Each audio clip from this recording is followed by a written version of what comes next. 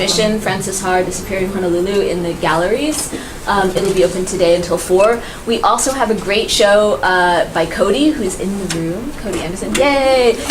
In our Commons Gallery, there are maps on the table in the Francis Haar exhibition and how to get to that gallery space as well. That's also open until 4, so I encourage you to see it.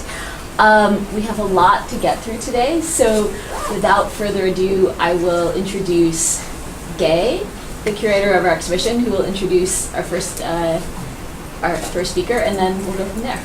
This is Gaye Chan. She curated the show. Thank you so much for spending some of your part of your Sunday with us. It gives me such great pleasure to introduce Chris Rohrer, who is one of the 2 people who's currently the head of Analog Sunshine Recorder. Chris used to be my student. I'm just going to go ahead and falsely claim that I'm responsible for all And I made this lake out of all the slides that I used to teach with when Chris was a student. It's not even a 70, just get thank So we invited Analog Sunshine Recorder to do a project in conjunction with the Francis Haar show. So I'm going to leave Chris to explain what that is and something about the group as well. Cool. So we're called the Analog Sunshine Recorders, and we're a collective of photographers who kind of explore the magic of film photography and collaboration. It's interesting because most of us weren't even born at the time that a lot of the cameras that we used were made. So experimenting with them is really fun to do in this age of digital photography. So our group ranges from, at the most, 25 people. For this project, we had 10 photographers. 5 are actually here, hiding in the back, like how we used to do in school.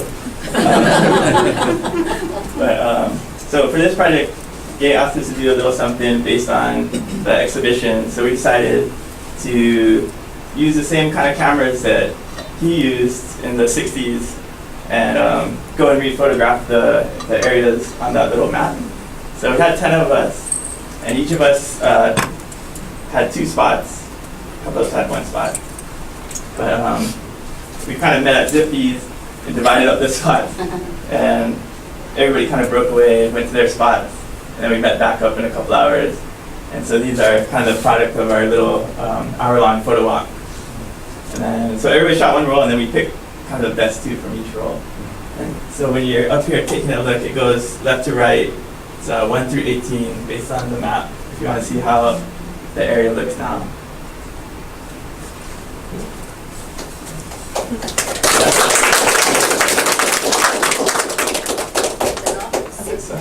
I have a question. Oh, yeah. What camera did you use? The camera I use a Rolleiflex, but one of the other photographers was using the Mamiya C330, which is actually in the case. And he didn't even know that he was shooting the exact same camera that was in the case. So that's kind of cool.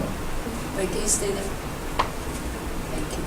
Can you talk a little bit about that kind of camera, the single lens reflex, or the twin lens reflex, and what that does as a photographer? So what kind of shooting experience? Those ones, you're looking down on it. So to me, it's an easier way to do street photography because you're not staring at somebody. But it produces those 6x6 negatives, so a square format, which is kind of like Instagram-y. So that's what we thought was kind of interesting when we made the light box. We're like, oh, it looks like an actual Instagram in real life. And maybe we made it vertical. Without filters. Yeah, without filters. And this will be on view also in the Department of Art and Art History for 2 weeks after today. In the window.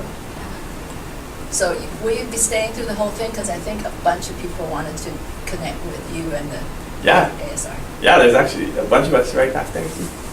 Can you raise your hands? Yeah.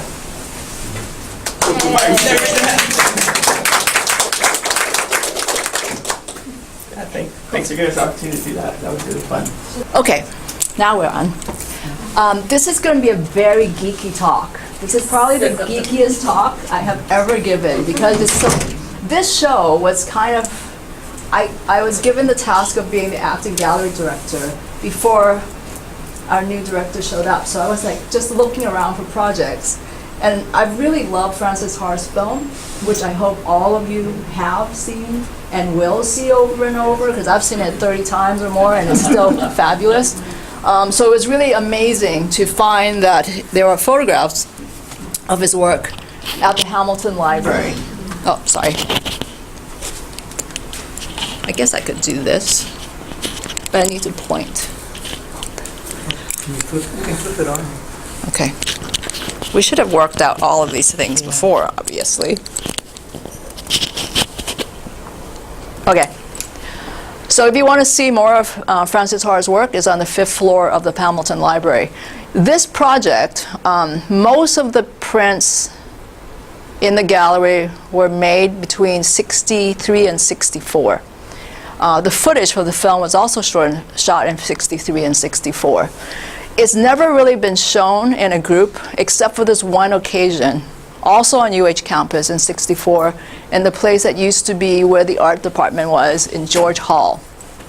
It's pretty amazing that, so he mounted the photographs on poster board, which is quite common in that period, and these actual poster boards are also still available in a different collection, also on the 5th floor of the Hamilton Library. So those of you who want to go down this particular rabbit hole with me, please do that.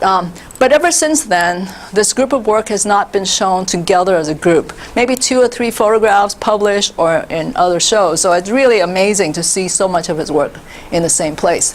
So I'm a photographer, but mostly I really love looking at other people's pictures, particularly anonymous ones, stuff I find in garage sales, in the trash, in a puddle. And I look at them because I'm just staring to see who made this, what they were looking at. And maybe things that they didn't intend to look at, but there's a residue of what happened before anyway. Here's a picture of where Aala is now. It's 1883.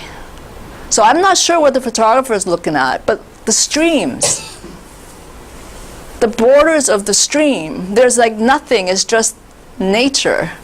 And then soon, in 89, there was already some attempt in creating, like controlling the path of the streams. I want you to pay attention to, this is a very low res work, I couldn't find a better one. I want you to pay along to the contour of the mountains, because they'll show up again later. And then in the 1900s, there's the famous baseball field in the Aala, the Diamond Head side of the Aala Park. But you can see there's a rock wall here. That's River Street. And you can see there's this, I think, naked boy hanging on like a monkey there, while the very dressed up people were there. So the little details is what I love about looking at photographs. I know you're probably looking at the clothes and the building, but I want you to pay attention to the ironwood trees, because that's how I know where the picture is taken, because those trees are still there in Aala Park, right next to the skater park. So it's because I'm always curious when I look at a picture where it was made and what might have been there before. And so all photographs are specifically of a split second in time. That's all. And even that split second may be a 50th of a second. At the time, maybe a half a second. It doesn't capture reality. It's just that moment. So with a team of folks from the Minatoshi architects, I tried to figure out where Frances Haar's pictures were taken. So those of you who've been to the show might have seen some of the 18 photographs that we were able to find the exact location and then pair them up with how Google Maps shows it today. Now, so how do we figure out what's where? Again, it's information that maybe the photographer didn't really care about. It's incidental, like that hole, the drainage in the River Street. There was a guy who lived on Mauna Kea in this area who was fighting with me. He says, no, this is not on Mauna Kea. And I'm like, okay, so pay attention to right there. Yes, it's right there. Just don't fight with me about this. Because look at the font of the 19. So that's a Sumida building. And then this one, on the left, the angle is so unique.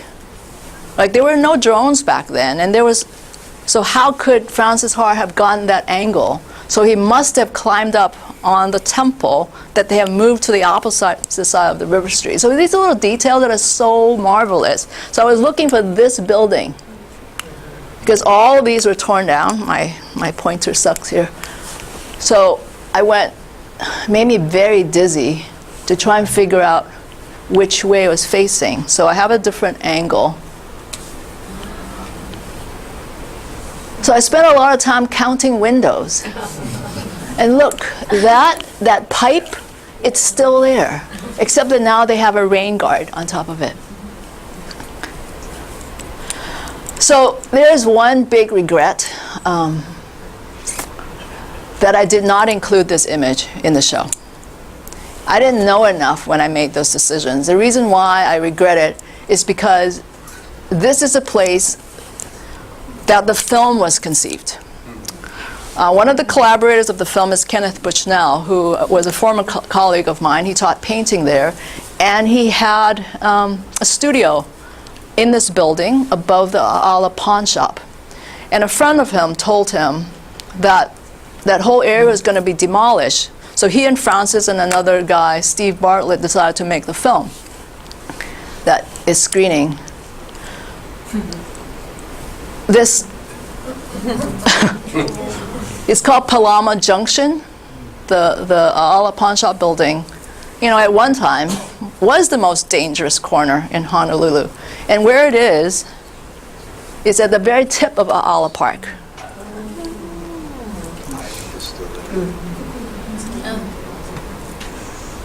So on the third floor of the building, I want you to pay attention to that arch, because in the film was this shot that must have been made on the opposite side of the building, facing the mountains. It's 18.11 in. And I want you to compare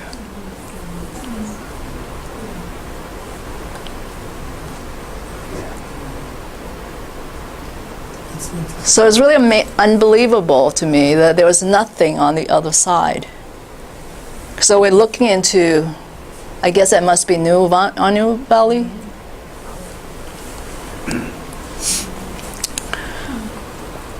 So Haar made a number of photographs of the Ala pawn shop. This is a different shot. It's made with a 4x5 camera.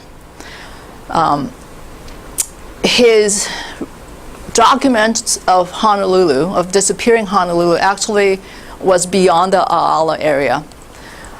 The earlier work was primarily with 4x5 cameras, and it was usually of buildings and locations and not so much of people. In 63, 64, he started to use 2.25, which is what Chris was talking about. And so all the photographs in the gallery, except for one, is made with the 2.25 camera. So now I want you to look at that, the shades and the details on the railing. Because what he did then, I was able to see that he was moving down the street.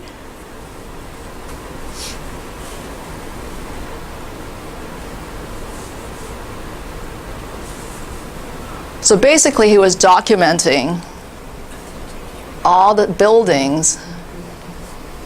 So like this is the building that we just saw. This is the next one. So this would be King Street. This is a 4x5 image that's in the gallery. It's a very unique building. I actually started with this building to try and figure out where it was, because it was such a large structure. I thought maybe we could figure out, based on the Sanborn maps, where it might have been located, because it was a residential building. We were able to locate it, and you'll see it on the map in the gallery. But I was looking, because it's 4x5, there's a lot of detail. You see that it says OK Soda and Jane's. But I was looking at the curb and the people in the curb. That's what's really amazing about 4x5 images, or large format photography. There's so much detail that stays. And then because of this, I was able to see that that's the same curb from the other opposite end.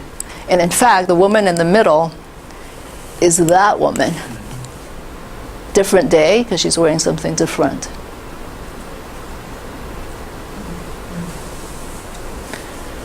This photograph is also in the gallery. And with a magnifying glass, you would be able to see at the very end of the street, Jane's store. So that's that same curve. And if you were to turn left at the end there, you would then reach the big house. So this same picture, you see that? Folly right here? That's also in this picture, which is this is the entire photograph that's in the gallery. Keith, what's the name of the street? I'm spacing out. Keith, what's the name of the street? Kamanuwai Lane. Kamanuwai Lane. This is also called the Tin Can Alley. You see the staircase here. You see that guy? Here's a different view. This must have been made before this picture, because he was just going up the stairs. Now, why am I obsessing about this? Well, here's another one. So that's the next street over. Because just last week, I met this guy, who's in the back there, who drew me this map, because he used to live here. So, the Follies. So this is, the last picture is looking this way. There's Jane's store, who he knows as Mata's store. And he says that is the third lamppost. If you turn right, that's his house. This is Keith's house, his grandma's house, uncle and auntie's house, and Sam's house. And he pointed out to us that this is Keith's great aunt, Tatsumi Ogawa. The little boy there that I didn't even notice that much is Fabian, Iguchi, and Sam. And then there are two cats. You see there's one here and one there.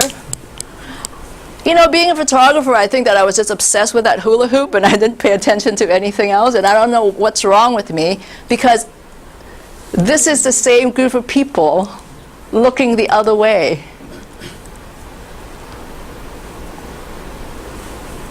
Keith thinks that they were sitting right there. Keith points out that they have communal bath. These are the stalls, and this is the furo.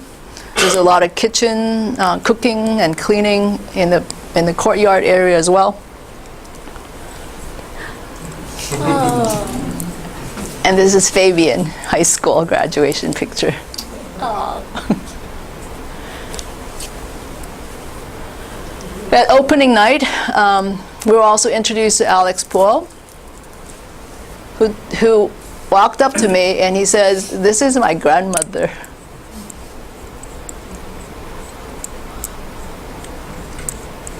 He says he lived in this house. And in fact, any time that you see that banister, you could tell the photograph was made in that house. And if I only knew, I would have been able to identify more of the shots. This photograph you've seen before. The woman on the left is his aunt, Piilani Punahele. This guy is his uncle, Piilani's father, Robert. He doesn't remember the other people, but that's Manu petting the dog. This is Alex's brother. This is Lonnie. He says he doesn't remember where he was that day.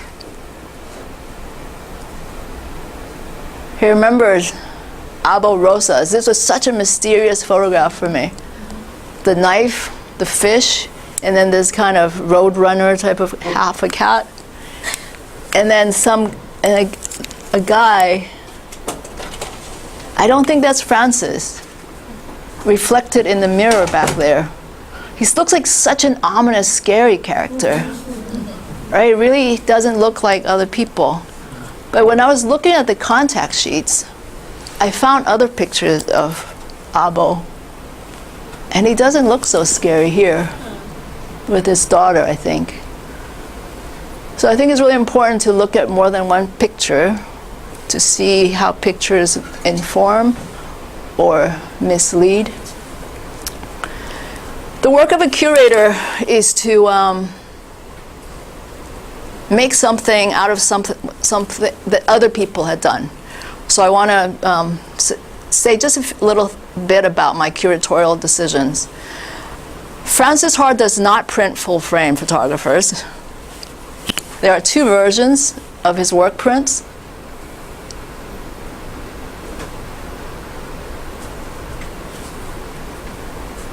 I think that I made the right decision because it seems that tongs is so important that it was cropped off here, and it's much more expansive. This is the one in the show. In his contact sheet, he made 4 exposure of this same corner. Obviously, he tripped the shutter once when the truck was passing. And this is the one he ended up printing, which I think is, I would agree. But you see that he had cropped. I'm going to go back so you can see that it's printed as a horizontal and a vertical, and not as originally photographed as a square. He also had several versions. In fact, the whole roll of film of this particular scene.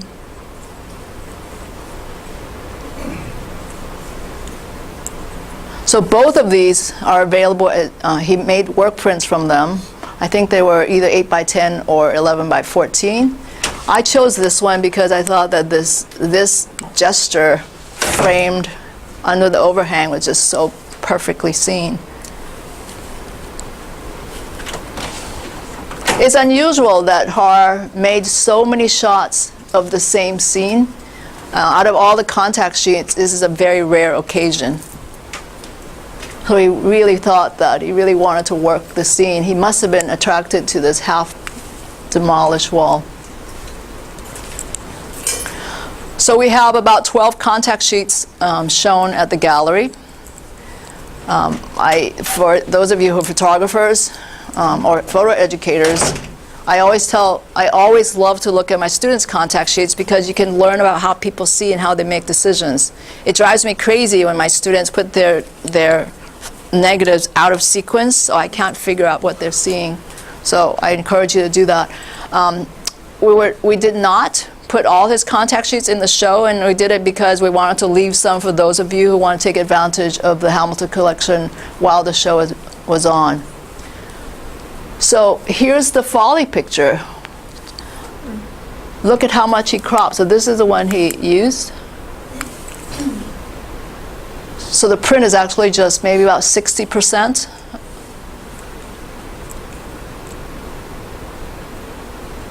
He printed at much higher contrast. And deliberately, I think, bookend the image with the pinup girl poster and this female figure on the left.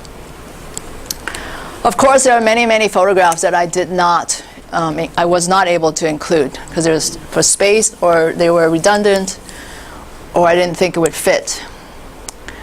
Here's an image, I think, and Keith can tell me whether I'm right. I think it's to the left of the big house.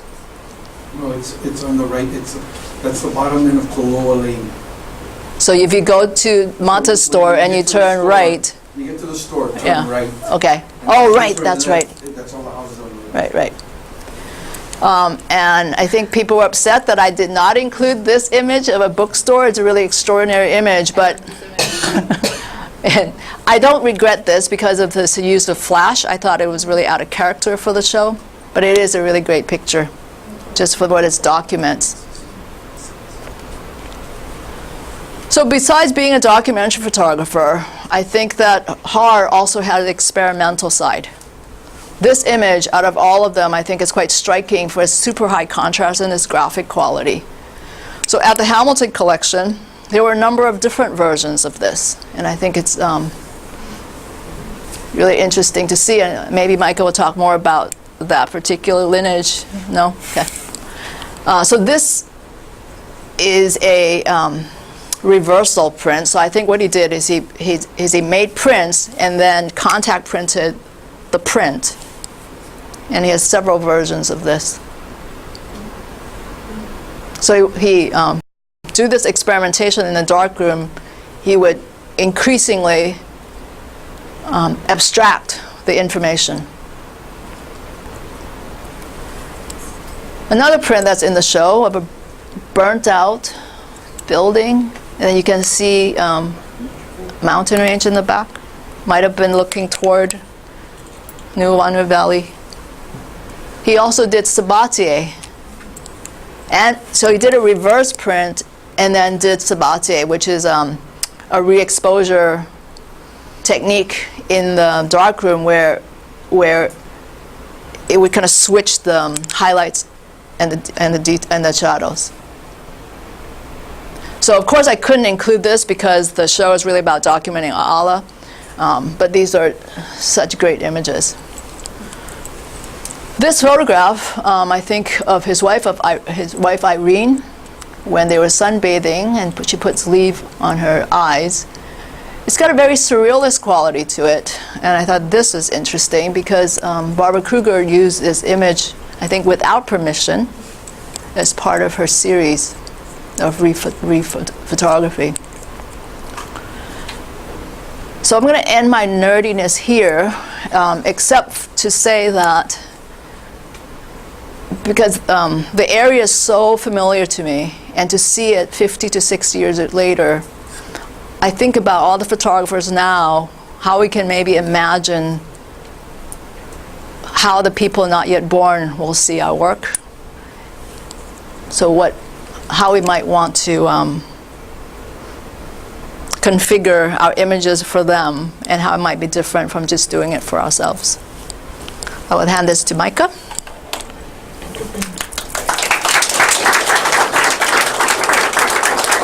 Oh, it's already there. Thank you so much. That was so amazing, and I was really excited to find out that the first show that I was inheriting, arriving here as director, was this Frances Haar exhibition, and it's been an incredible experience. It's just been such a great show to work with. These ducks. No, just kidding. We'll go back to when you think of Frances Haar. One of the first things that at least I thought of was that Barbara Kruger image, because you can see in his appropriation. How do we go forward? Is it this? Yeah. She's used it for a book cover in the past, and also this is the work itself, a red framed photograph that reappropriates his imagery. But I guess instead of going down the route of thinking more about Frances Haar in particular, I realized that what made sense to me to talk about to an audience of, I guess today was about photographers, right, and kind of addressing photographers, was to think about the history of the documentation of urban spaces and how, I guess I would say, properly photographic that is.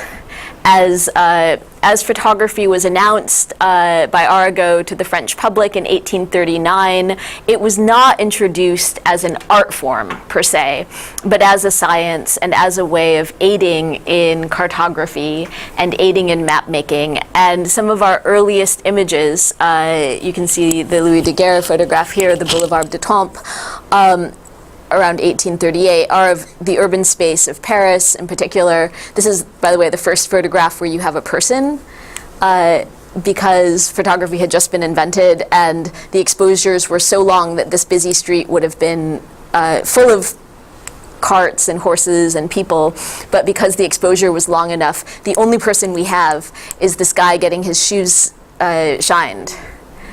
And he had no possibility of knowing that he would be preserved forever in this new medium of photography because it didn't exist yet. People didn't know about it because this was taken in 1838 by Daguerre, who was testing out the medium, and then gave it to Arago, who was part of a scientific council, to announce to the public in 1839. So it's this very interesting moment where you have a lot of the possibilities that we're talking about that Gaye so beautifully pulled out of the Francis Haar show, the nature of photography as an archive, as a repository of information, as something where images and even figures can sit as if trapped in amber until some other future person who can't even be imagined yet by the person taking the image discovers it and wants to do something with it. But immediately after the announcement of photography in 1839, obviously the daguerreotype was an enormously popular form. Everyone's heard of the daguerreotype. And since it was announced to the public and kind of the recipe was given to the public at that time, thousands of people ran out and started daguerreotyping everything around them. And so you start to have this documentation of urban space. Now, Daguerre sold the recipe to the French government to give to the people for a stipend, but he also did produce cameras with a patent that you could buy if you were a passionate daguerreotypist. And so he had a couple of different channels of making money off of this, but essentially it was put out there for the public, and it was not an art you had to go to school for, not something you had to go to the academy to study. It was from the beginning a middle-class art, something you could take up if you had a little extra money and some spare time and wanted to experiment. And actually, photography benefited from that enormously. You might think of an open source code, the way that if it's put out into the public and everyone has access to it and starts to fiddle around with it. So the recipe that Daguerre had produced was only so good, but very quickly, all of these people refined that recipe and made better and better and better photographs. And this coincided with, at least within the first decade or so of the announcement of photography, something called the Haussmannization of Paris, which came about partially as a way of modernizing the city. So Napoleon said, oh, there are parts of Paris where the working class live that are centers of cholera, let's say. They're disease-ridden slums. We need to modernize. We need to create urban renewal, which is part of why I bring this up, right? Because I heard echoes of this in the Ala urban renewal. So Haussmannization starts in Paris. Gosh, I have these in my notes, actually. Napoleon III comes into power in 1848. In 1850, he starts to modernize Paris, so that's within 10 years of the announcement of photography. And he says it's going to make everything more healthy and less congested. It's hard for traffic to get around and more grand. You can see the Grand Boulevard here, and you can see this is the kind of Paris that we know today.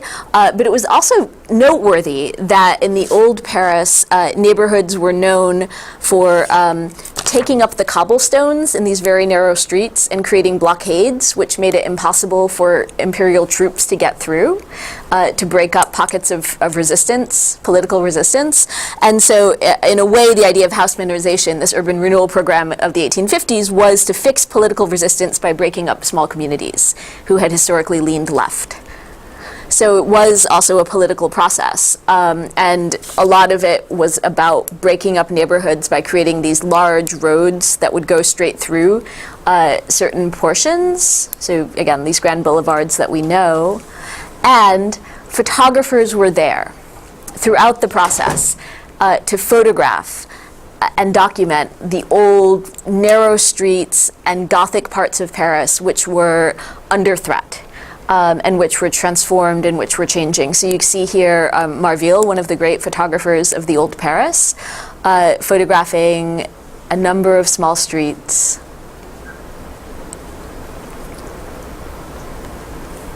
And you can see, I guess, to a certain extent, this maybe they would have been smelly. This is like before sewage treatment. These probably would have been full of, at the very least, horse pee. And I think that's actually just horse dung all over these streets too. The way it shines so beautifully in the collodion. Yeah, it doesn't work. But also, I think there is a sort of a beauty and a charm to these photographs that we've come to associate very much with a kind of nostalgic sense of Paris. But at the time was the very thing that was being, you could say, attacked by the government. And the government was saying, this is what we need to clean up. This is what we need to get rid of. Look at that street. You know, nothing can get through there. We can't bring carts of groceries. We can't get vegetables through.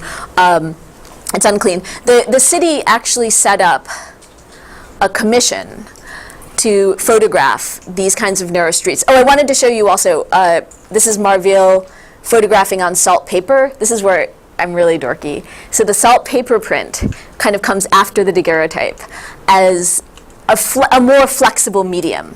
You don't need to follow, this part isn't that important, but it's the first negative. So it's kind of important and exciting. But they would basically just rub oil on paper, so it wasn't a very good negative. So the pictures kind of looked fuzzy and romantic, and it wasn't the greatest medium for documenting with precision and lucidity. And so it's really when we get to albumin silver prints on glass negatives or collodion that we really get the kind of precise detail that we really, really love about old photographs, because these things are the big plate photos that are huge and capture so much detail. So in a way, their analog space, especially if they were around 8 by 11, these have a lot of information in them. So in that way that Gaye was saying, oh, you can zoom in to the Haar images because they're 2 1/4. These you can just zoom in infinitely. They're so rich with information, and we don't have that anymore. That's a kind of photography that we just don't, we haven't gone back to that level of information per plate, if you will, especially with roll film and then going into the digital. Marville also photographed the modernization of Paris, so you can see what happened after the tiny streets were torn down. These exciting new technologies that were put out to transform the city. So these are pissoirs, you know, in common parlance. So this is part of that problem of having dark, stinky alleyways everywhere. These help at least men urinate in public, which is part of the new city. There are so many millions of people living together in a compressed space. So what do? Well, you create this. So this is part of a new technology of how we live together in an urban space. Sorry, that was going backwards. These are newspaper kiosks and surveillance bureaus where policemen can sit, right? So these are also parts of the new city that are getting built. And these technologies of surveillance, of the distribution of information that go along with that sense of the modern city. There's also a great deal of, and this is going back to the salted paper print, right? You can see this is slightly earlier, of the photographing of the old, and particularly the Gothic, which is under threat and being destroyed in this particular time period. And there was actually a government commission called the Mission Heliographique sent to photograph these monuments, not just in Paris, but all over France. And so we have these great images of Gothic monuments during this time, during the 1850s, right when that idea of Haussmannization starts. So as the idea of urban renewal starts, you also have the simultaneous almost anxiety to document the spaces that are being destroyed. And these were not put on display in any kind of art context. They were sent back to the capital to a government bureau that accepted them and put them in portfolios and filed them away. And that was it. So in a way, they didn't quite know why they were photographing, but that's what an archive is, right? You take the images, you put them away, and you say, maybe in the future, this will be important. We don't know what about this is important yet. Maybe an architect, maybe a historian, maybe someone will be curious about what was in that particular spot for some reason having to do with a legal dispute. But these, there's some very, very, very beautiful photographs from just the first, basically, decade of photography that have that precise mission of capturing and photographing the architectural details that are under threat. And again, it was hard to photograph people at that time. So architecture is pretty much a lot of what we have. it's not entirely true, but there's a sort of whole separate category of portrait photography happening, as well as the destruction of spaces. So to me, the Haar images very much fit into a lineage that goes back to the very heart of photography and its earliest uses, and even its kind of particularity as an art form that sits not totally comfortably in art as a category, but also in science and in documentation, and just that kind of rich sense of detail that you get with the photograph, that sense that it hasn't been through the hand at all, that it's a kind of actual record of light hitting a thing that was sitting in front of the camera at a particular moment in time, that ability of photography to create an archive. And this is just a map of sort of where people from the Mission Heliographique were going, these different capitals, and they would go back to Paris. Probably don't need quite as much detail as I have gone into here, so I will just skip ahead.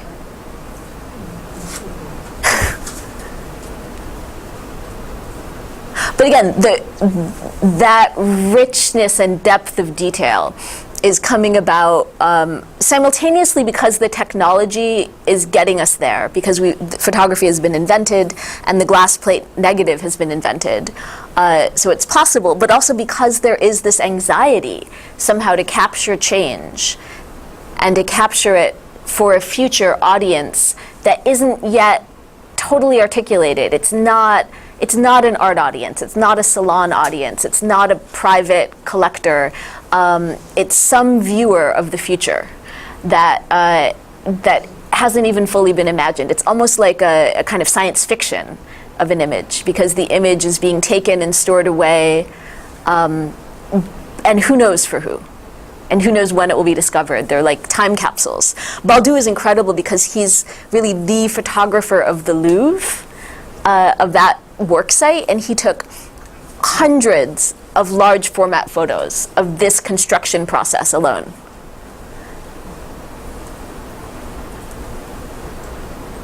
So you've probably walked in that area. Oh, and so to bring this into the 20th century, the key figure is Eugène Atget, who towards the early part of the 20th century, so those were all photographers who, for the most part, worked for the state.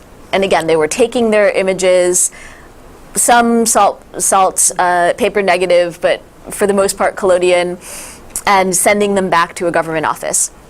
Atget started doing this for himself. He said, I'm going to make a record of the changing urban space around me for artists and for theater people and set designers and people who might want to use this kind of information. So again, it's not art, but he called them documents for artists. And so he photographed the Paris around him very much as his predecessors had, very much as Marville had, in fact. And he wasn't a terribly successful businessman. He didn't have a huge audience for his pictures for artists, although we do know some painters use them.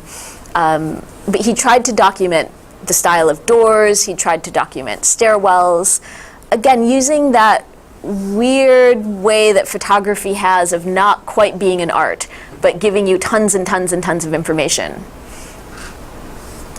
So, and each image is both incredibly specific and also kind of general. It's showing you an example of a thing. This is a kind of a flower shop. He even did photograph people. There are some examples of that. And for the most part, he kept his archive in his own home.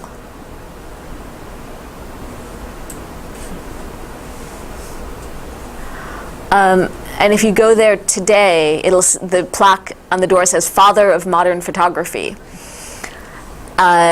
He lived here from 1898 to 1927, and part of the reason he's considered the father of modern photography is because this photographer, Bernice Abbott, who was at least a generation younger, was in Paris and was friends with the surrealists, and they said, you've got to check out this guy. Atget is incredible.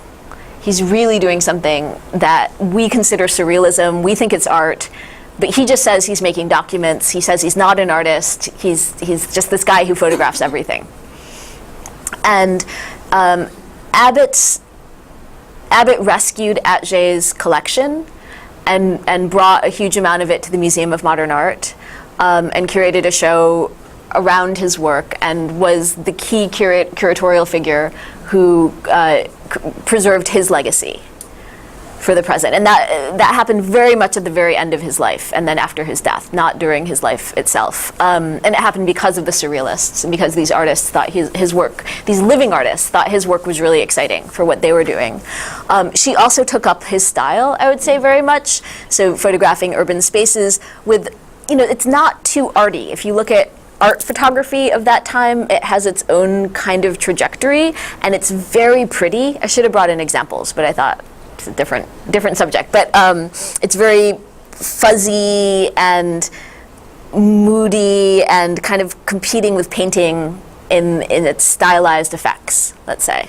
And these photographs are not like that. And from Abbott, we also get pretty fast to Walker Evans and his photographs of urban spaces and architecture that become a kind of commentary on urban life. I don't know if I'm going, these are too many jumps, but this is, I would say, the sort of essential trajectory of street photography as it arrives to us in the 20th century. And it's very much an American lineage, which is weird because for the French, their idea of photography goes off in a totally different direction and picks other figures. But in this country, for some reason, at least via the Museum of Modern Art, we have picked these figures as our lineage and our predecessors. And with a really strong emphasis on Evans. And then maybe after him, Robert Frank. But I think, for me, looking at the Haar images, they're incredible in their unique and specific qualities, but also very much how much they're a part of this larger project of the photographic documentation of urban space, and how honored I feel to be part of that unimaginable at the time future. That kind of viewer who doesn't exist when the photographs were taken, but could see the archive in this present, and who gets to participate in that history that way. And that's how I feel every time I go into the show, and I'm so grateful that we have these images. Sorry, I'm just showing you more of these Walker Evans images. But it's funny when Gaye was saying, I think he was walking down the street and photographing every house along the way. I was really thinking about some of these. I think these photographs, you could also say, to me, they are of a sort of continuous lineage. I put in some Haar ones. Wait, I'm trying to skip ahead. I think you could also say by the 60s, when Haar was photographing, that something like Ed Ruscha's Every Building on the Sunset Strip, right, is very much a part of that project, where you're rejecting the artiness and the sort of singular authorial presence and expressivity of the art form of photography, and instead saying, hey, something photography does really well is seriality. Something it does really well is capturing detail. Something it does really well is being a pseudo-objective eye that can take in way more than the pencil or the human hand ever could, and give that image back to you. So I think Ruscha's deadpans, I don't think Haar is quite as deadpan as Ruscha, mind you, but I think this is part of a kind of a use of photography. These are, of course, Bernd and Hille Becker's famous buildings starting in the 70s. These are the water towers.